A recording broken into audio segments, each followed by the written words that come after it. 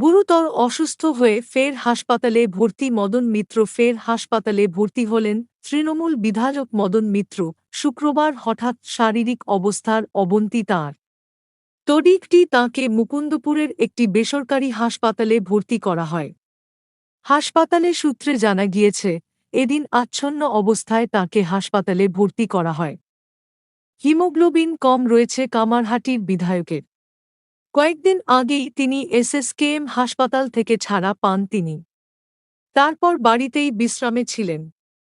আবার শরীর তাঁর খারাপ হয়েছে বলে খবর পাওয়া গিয়েছে।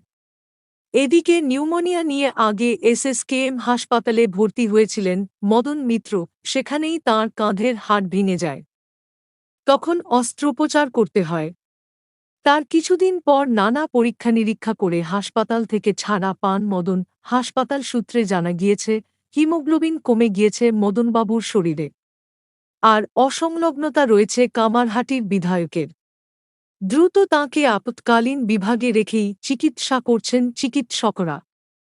বেশ কিছু শারীরিক পরীক্ষার প্রয়োজনীয়তা রয়েছে বলে জানিয়েছেন চিকিৎসকেরা।